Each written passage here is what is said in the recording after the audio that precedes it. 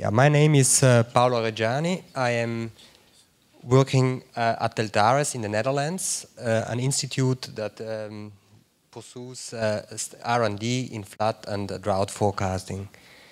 I'm talking about floods and droughts, assessing and predicting the risks, and I want to welcome you to my sessions. So floods. Floods and droughts are the two opposite extremes of the hydrological cycle. We have a wet end and a dry end. The hydrological cycle is essentially the circulation of water in the form of precipitation falling on the Earth's surface. Then we have the flow in the river flow into the ocean, and then the evaporation, and back to precipitation.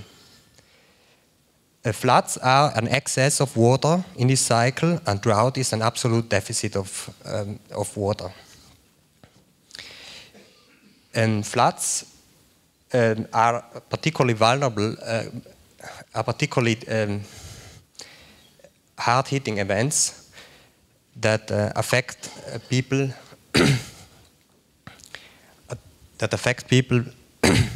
at the local level. They are usually not widespread, and they have various impacts. We can see they have economical impacts, social impacts. They can affect people psychologically.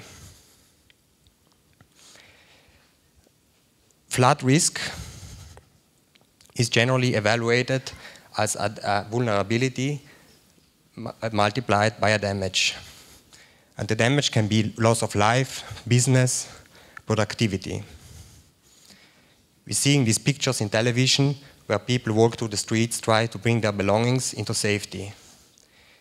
We see this in Europe right now, in Poland, for instance, or in Azerbaijan, where 30,000 people have been displaced. Particularly, floods occur also on river stretches where people are exposed, build houses in riverbeds, or for instance in cities that are subsiding, and we have a combination of water flows from the land and a combination of water rising sea levels from the oceans. Drought is a similar type of hazard, just it builds up much more slowly than floods. It builds up over weeks, months, years, and is much more widespread. It can affect a region, an entire country, or multiple countries. Droughts are affecting people in different ways. There is loss of productivity. There is loss of crop production. There is societal affecting the economy, water supply, and people. Also, there's a lack of water for drinking water supply. Now, what can we do about all of this?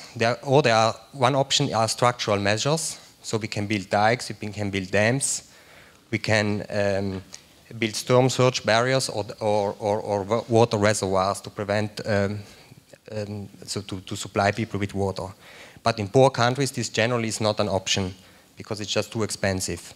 So an alternative are non-structural measures, so spatial planning and forecasting and warning and rising the awareness level of people and the resilience.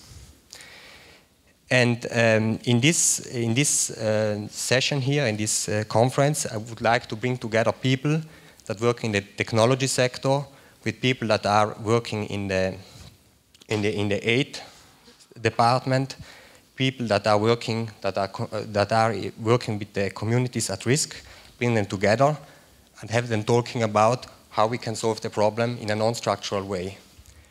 And we have invited 4 speakers that will address these issues. So uncertainty,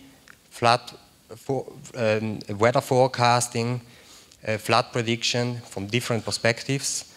And I would like to invite you to join the session and so that we can build up a productive discussion and exchange ideas and can see how we can change the problem and address it and find a solution for it. Thank you very much.